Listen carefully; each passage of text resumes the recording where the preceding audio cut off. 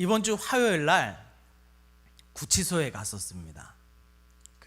우리 방태수 목사님이 이제 휴가여 가지고 제가 이 구치소 예배를 이제 인도하고자 갔습니다. 엄청 떨렸어요. 한 번도 안 들어가 봤는데. 여기 들어가 보신 분들 없죠? 있어요? 아니 그런 의미로 말고 예배 드리러 들어간 거 말고 다른 의미로 들어가신 분은 없죠. 뭐 있을 수도 있고. 막상 딱 구치소에 딱 들어갔는데 어마어마하게 큰 건물이 이렇게 사각형으로 지어져 있는데 가운데가 뻥 뚫려 있어요. 그런 게 이렇게 두 개가 붙어 있더라고요. 그런데 딱 들어갔는데 그 위압감이 어마어마했습니다. 야, 여기서는 절대 못 나가겠다, 그런 생각이 들 정도로 위압감이 팍 들었어요. 그래서 이제 예배를 드리러 이제 건물 안으로 이렇게 들어가는데, 건물 안에서 뭐 휴대폰, 뭐 반입하면 안 되는 물건들을 이렇게 다 빼놓고 이제 신분증을 가지고 이렇게 딱 들어갔습니다. 들어갔더니 이 똑같은 건물이 또 있는데, 다른 건물 그 안에는 똑같이 가운데가 뚫려 있는데 체육 활동할 수 있는 공간이더라고요. 저는 영화서나 봤지, 영화 같은 데 보면 죄수들 이렇게 가운데서 이렇게 막 이 운동하면서 무슨 파 이렇게 나눠져 있잖아요. 그런 약간 느낌이 확 나더라고요. 거기 운동하는 거 보지는 못했지만. 그리고 이제 복도를 들어가는데 어떤 사람이 손, 발, 허리에다 사슬을 메고 이렇게 이 교도관하고 같이 들어가는 거예요. 오, 야, 이거 되게 무섭다, 막 엄청 그랬습니다. 그래서 이제 이 구치소 예배를 또 드려야 되는데 이제 걱정인 거예요, 마음이. 과연 이 분들한테 무슨 복음을 전해야 될까? 어떤 말씀을 전해야 될까? 그래서 제가 여쭤보니까 그 구치소에 오래 갇혀 있는 분은 적다 그래요. 그래서 죄가 판정이 되면 교도소로 가고, 또 그 죄가 이제 제대로 이렇게 혐의가 안 되면 풀려나고, 이제 거기가 이제 구치소인데, 그래서 거의 매주 사람이 이렇게 바뀐다 그러더라고요. 그래서 방태수 목사님은 마치 처음 보는 사람들인 것처럼 매주 그렇게 말씀을 전했다고 하더라고요. 그래서 저도 이제 고민인 거예요.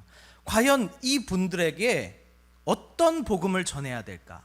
어쩌면 저도 마찬가지였는데 그날 처음 복음 전하고 이제 다음엔 볼 일이 없을 텐데, 과연 이 사람들에게 어떤 복음을 전하면 좋을까? 그 예배당에 탁 들어갔더니 팔에 문신이 막 이렇게 있는 사람도 있고, 막 뒤에서 험상궂게 막 저를 쳐다보는 사람도 있고, 아무튼 좀 떨렸어요. 좀 떨렸는데, 그래서 이제 저 스스로에게 질문해 본 거예요. 어떤 말씀을 전해야 될까? 저에게 난 결론은 아주 명확하게 나왔습니다. 예수를 왜 믿어야 하는가를 전해야겠다. 예수를 왜 믿어야 하는가? 이 동일한 질문을 우리 성도님들에게도 이야기하고 싶어요. 예수를 왜 믿어야 됩니까? 예수님을 왜 믿으십니까? 그거에 대한 답이 우리 안에 명확하게 있어야 돼요. 안 그러면 내가 왜 예수를 믿어야 하는지 잊어버리게 됩니다. 오늘 말씀 우리가 읽은 본문은 바울과 바나바가 함께 안디옥에 갔을 때에 그곳에서 왜 그들에게 예수를 믿어야 되는지를 전했던 내용이에요. 그곳에는 이방인들도 있었고 회당 가운데 모이는 유대인들도 있었어요. 그러니까 하나님을 모르는 백성도 있었고 하나님만 아는 백성들. 근데 그 백성들에게 지금 누구를 소개해야 되는 거예요? 예수를 소개해야 되는 거예요. 예수님. 근데 예수님을 소개할 때에 그 사람들에게 이야기해야 될 거 아니에요. 왜 당신들이 예수를 믿어야 하는지 설명해 줘야 될 거 아니에요. 그래서 나도 구치소에서 그거를 이야기해야 되겠다. 왜 예수를 믿어야 되는지. 오늘 본문 말씀 처음 시작하는 것을 보면 바울이 전한 복음은 아주 간단하고 명확합니다. 우리 30절 같이 한번 읽어볼까요? 30절 같이 있습니다. 시작. 하나님이 죽은 자 가운데서 그를 살리신지라. 바울이 전한 복음은 아주 간단한 복음이었어요. 하나님이 그를 죽은 자 가운데서 살리셨다. 그리고 그 시대에 아직 예수님의 부활하심을 본 자들, 예수님을 쫓아다니면서 예수님께서 나중에 부활하셔서 만나 주실 때 500여 형제들 앞에서 만나 주셨거든요. 그러니까 아직도 그 시대에는 예수님의 부활을 본 자들이 있단 말이에요. 그러니까 그 사람들을 향하여 이야기하는 거예요. 우리 31절 같이 한번 읽어보겠습니다. 시작. 갈릴리로부터 예루살렘에 함께 올라간 사람들에게 여러 날 보이셨으니 그들이 이제 백성 앞에서 그의 증인이라.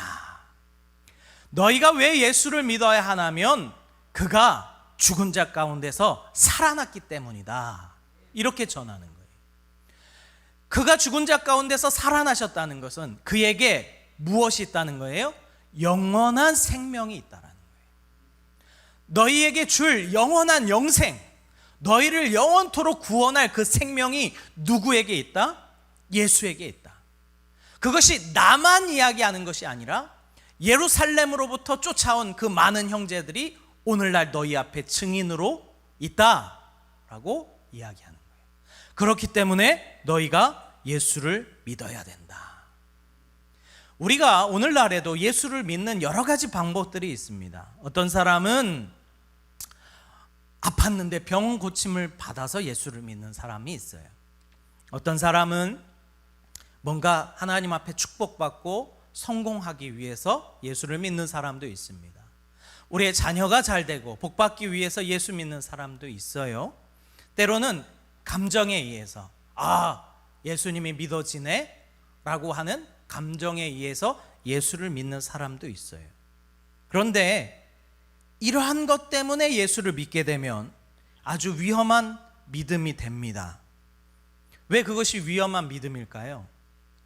왜 감정이나 어떤 축복이나 어떤 신비한 능력에 의해서 예수를 믿게 되면 왜 그것이 위험할까요? 그것이 안 나타나면 예수 없다 생각할 수 있기 때문에 그래요. 하나님이 없다 생각할 수 있기 때문에 그래요. 그래서 우리가 늘 확인해야 되는 것은 예수가 진짜 부활했느냐, 이것을 우리는 날마다 스스로 확인해 봐야 되는 거예요. 정말 예수가 부활했느냐. 보세요. 탈북민들은 탈북을 할 때 주로 어떤 루트를 통해서 탈북할까요? 여러 루트가 있어요. 뭐 배를 타고 오기도 하고 강을 건너기도 하고 그럽니다. 근데 압록강은 좀 크고 깊어요. 그래서 그 압록강 쪽으로 탈북하기는 좀 어렵대요. 그래서 주로 어디 쪽으로 탈북을 할까요? 두만강 쪽.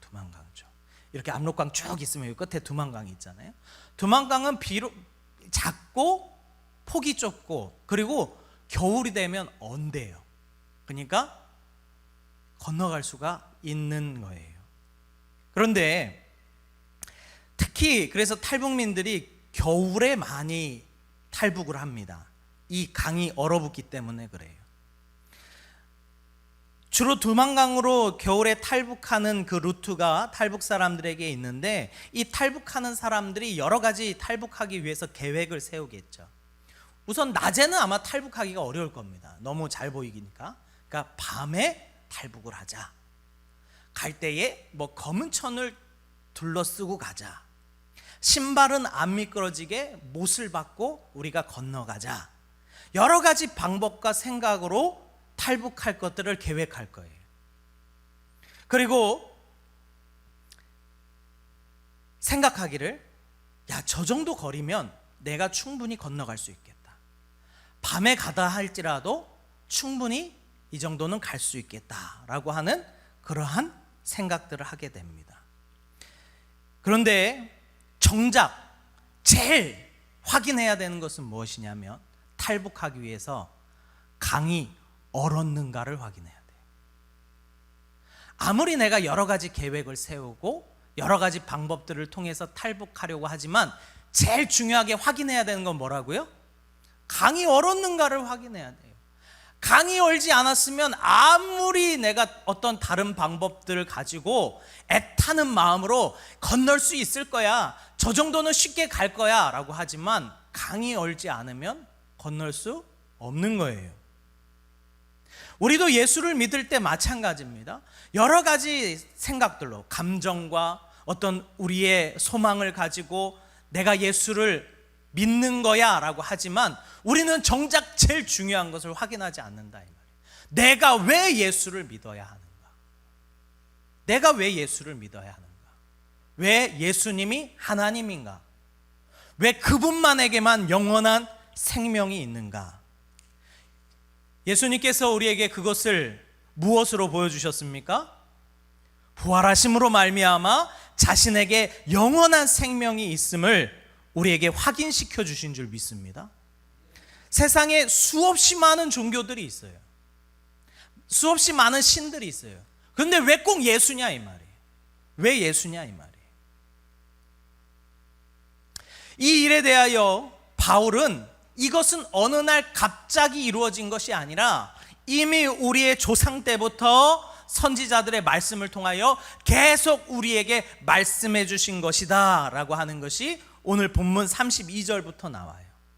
32절 보니까 우리도 조상에게 주신 약속을 너희에게 전파하니 곧 하나님이 예수를 일으키사 우리 자녀들에게 이 약속을 이루게 하셨다 함이라. 시편 둘째 편에 기록된 바와 같이 너는 내 아들이라 오늘 너를 낳았다 하셨고 또 하나님께서 죽은 자 가운데서 그를 일으키사 다시 썩음을 당하지 않게 하실 것을 가르쳐 이르시되 내가 다윗의 거룩하고 미쁜 은사를 너희에게 주리라 하셨으며. 그러니까 다윗이요 시편에 뭐라고 고백하냐면 주는 영원히 썩지 않음을 당하실 것입니다. 썩지 아니함을 입을 것입니다 라고 예언하잖아요. 그것이 오늘날 성취됐다는 거예요. 누구를 통해서 성취됐다는 거예요? 예수 그리스도를 통해서 성취됐다는 거예요. 그래서 35절에 보면 똑같은 내용이 또 나옵니다. 또 시편에 일렀으되 주는 거룩한 자로 썩음을 당하지 않게 하시리라 하셨으니 다윗은 당시 하나님의 뜻을 따라 섬기다가 잠들어 그 조상들과 함께 묻혀 썩임을 당하였으되 하나님께서 살리신 이는 썩음을 당하지 아니하였나이다. 할렐루야.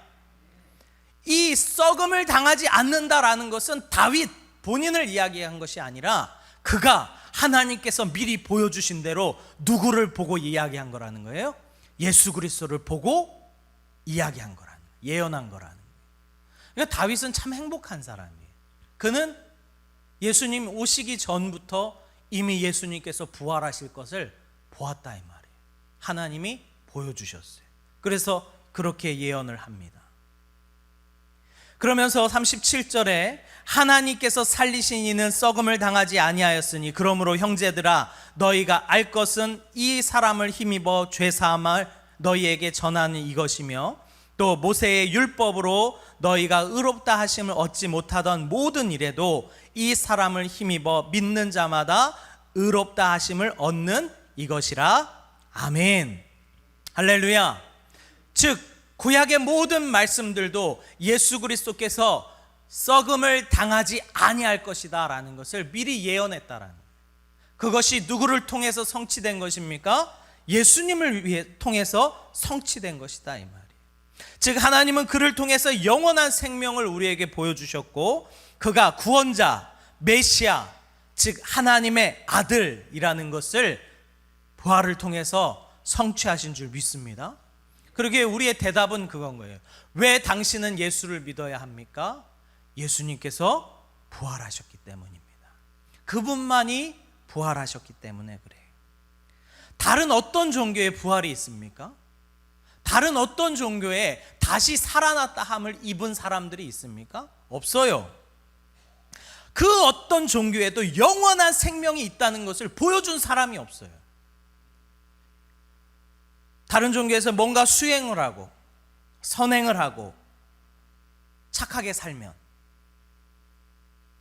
어떤 반열에 아니면 어떤 천국에 임한다 그래요. 근데 그걸 누가 보여줬습니까? 한 명도 보여준 적이 없어요. 그렇게 얘기하던 사람들도 다 죽었어요. 그러면 그 사람이 한 이야기는 뭐냐? 추측이라는 거예요. 추측이요, 자기의 감정이요, 착하게 살면 천국 가겠지 아니라는 거예요. 거기에서는 그 어떤 영원한 생명도 볼 수 없는 줄 믿습니다. 누구에게만 볼 수 있습니까? 예수님에게만 영원한 생명이 있다라는 것을 우리는 볼 수 있다라는 거예요. 17장에 가면, 사도행전 17장에 가면 사도 바울이 그리스 아테네에 갑니다. 아덴 지역에 가요. 이 자기가 함께했던 무리와 함께 넘어오지 못해서 이 바울만 아덴 지역으로 딱 갑니다. 근데 우리가 잘 알듯이 아테네, 이 그리스 아테네에는 뭐가 많아요? 그리스 신전들이 많아요. 신화도 많고 철학도 많이 발달했어요. 그들의 온갖 상상력과 생각을 통해서 서로 논쟁하고 논의하는 그러한 것들이 많아요. 그리고 온갖 곳곳에 신전들과 신상들이 가득 차 있는 것을 보고 사도 바울이 그곳에서 함께 올 동역자들을 기다리다가 이 우상들을 보니까 화가 나는 거예요. 막 거룩한 분노가 일어나는 거예요. 그래서 사도 바울이 그들을 향하여 예수를 믿어야 된다고 전하기 시작합니다. 우리 17장 16절인데요. 같이 한번 읽어보겠습니다. 시작. 바울이 아덴에서 그들을 기다리다가 그 성에 우상이 가득한 것을 보고 마음에 격분하여, 이처럼 온갖 우상들이 가득한 그 신상들을 보면서 마음에 격분하여 그곳에서도 예수를 증거하게 됩니다.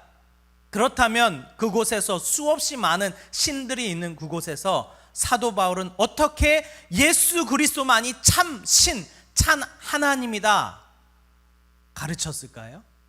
어떻게, 무엇을 가지고 그들에게 복음을 증거했을까요? 우리 사도행전 17장 30절부터 32절까지 같이 한번 읽어보겠습니다. 시작.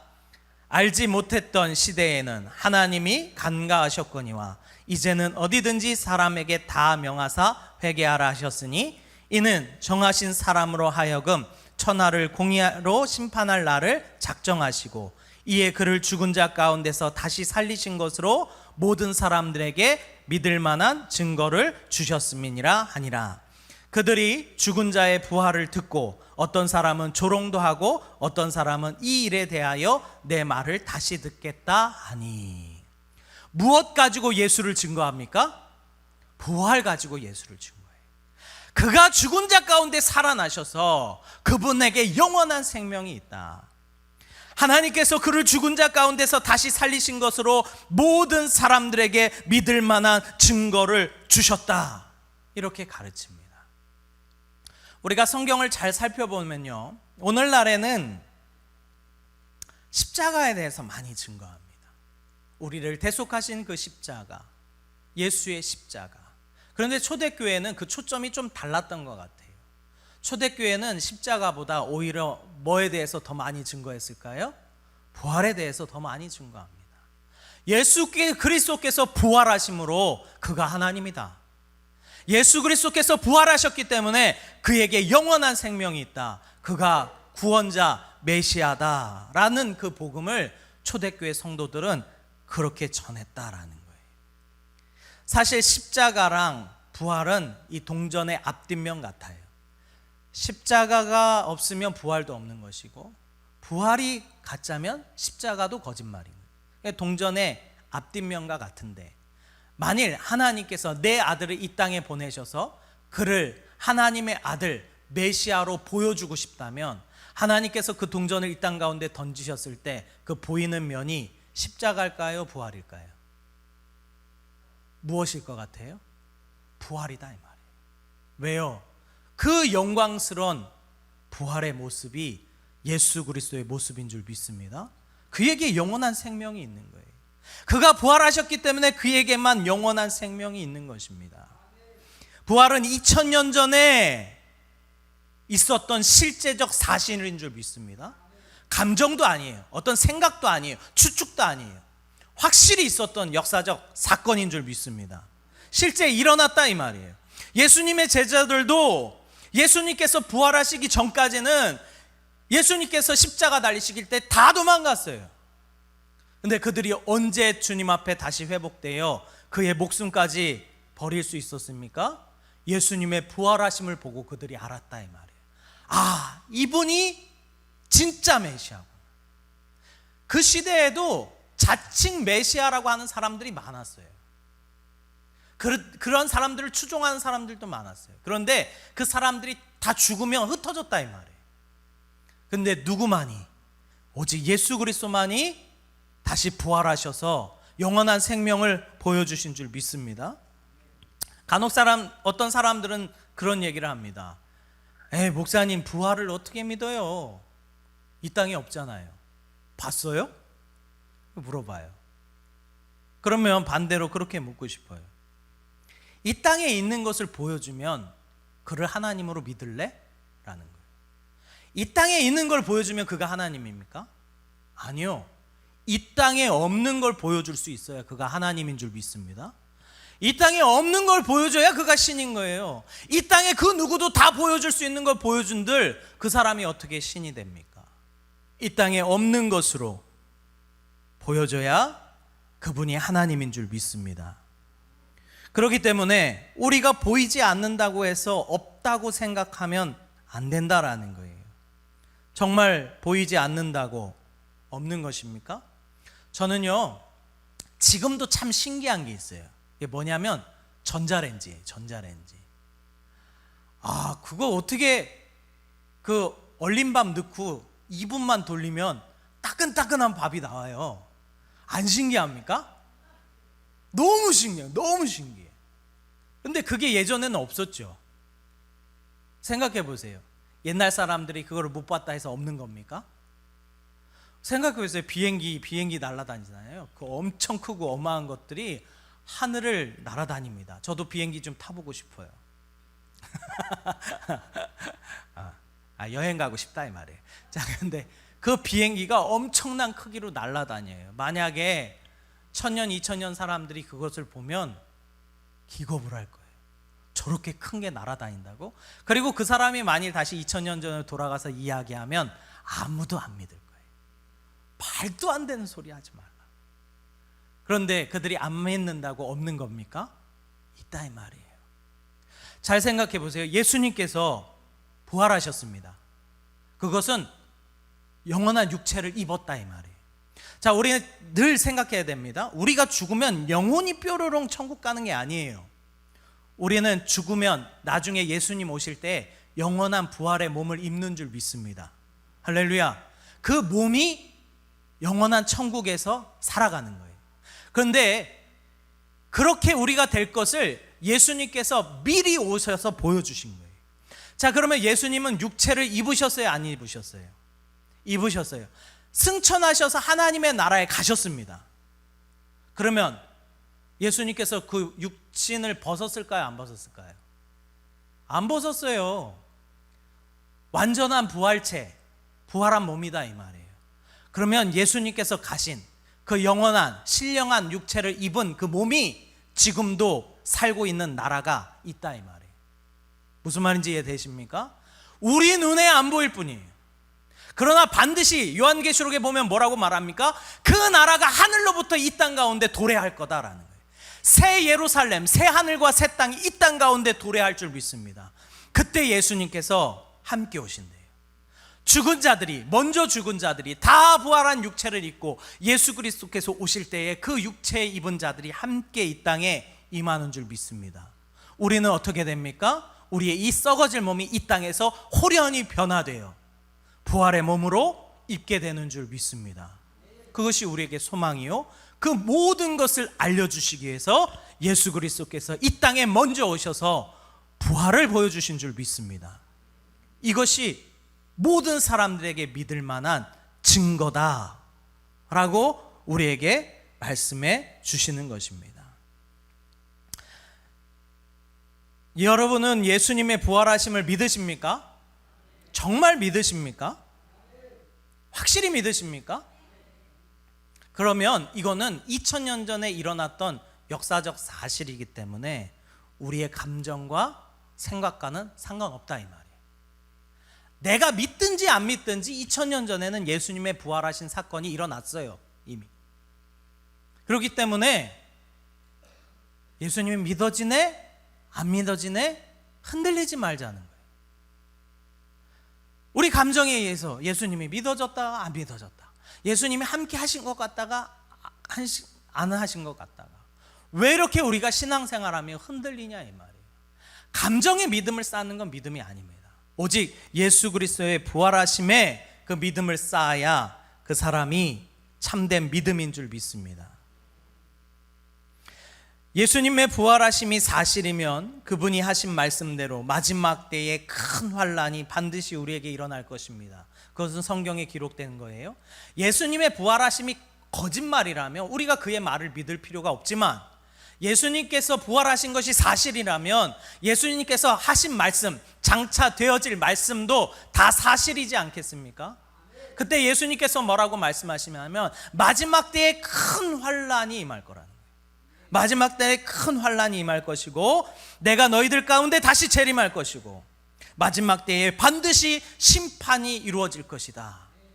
이것 또한 예수님의 부활하심으로 말미암아 확실히 일어날 일인 줄 믿습니다. 반드시 일어날 일이다라는 거예요. 그러면 마지막 때에 믿음을 지킬 때에 큰 환란이 일어날 터인데 우리가 어중이 떠중이 믿음으로 과연 그 마지막 때를 견딜 수 있겠냐는 거예요.